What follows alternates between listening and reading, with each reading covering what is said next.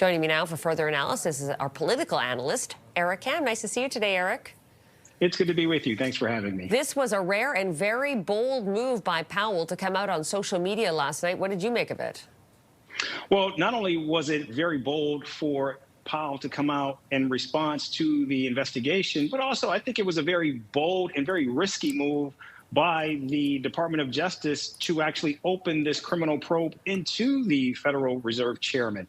But now I think we're going to see how the president will respond. Already he seems to be attempting to walk away from this, but clearly the markets recognize that this is going to be of grave concern, and it's already having an impact with now the yields of the monetary policy of the markets actually being shaken by this, because now the very independence of the Federal Reserve is in question, and it's unclear how this is going to play out. But look, Federal Reserve Chairman Powell has been pushing back on President Donald Trump for quite some time now. And the fact that he is actually coming out with that video, making clear that he is prepared to fight this, I think this is going to get very ugly before it gets better. And already Republican members of Congress are responding. So this could be a protracted legal fight as well as a protracted political fight for the administration. And I'm not sure they want this.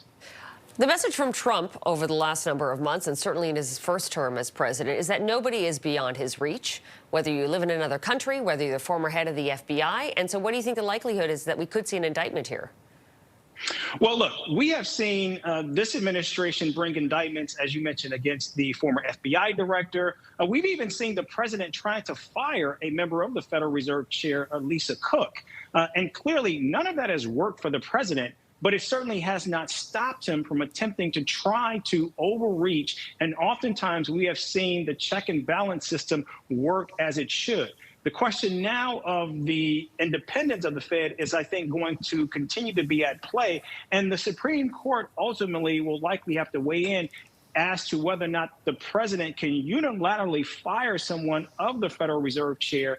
And again, this is all, I think, going to play out in the courts. And right now, it's anyone's guess how this is going to look. But clearly, what we're seeing here is members of Congress, particularly of the president's party, are beginning to show some pushback.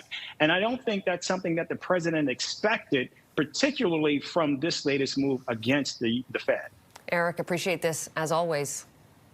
Thank you. Eric Kam, CTV News, U.S. political analyst.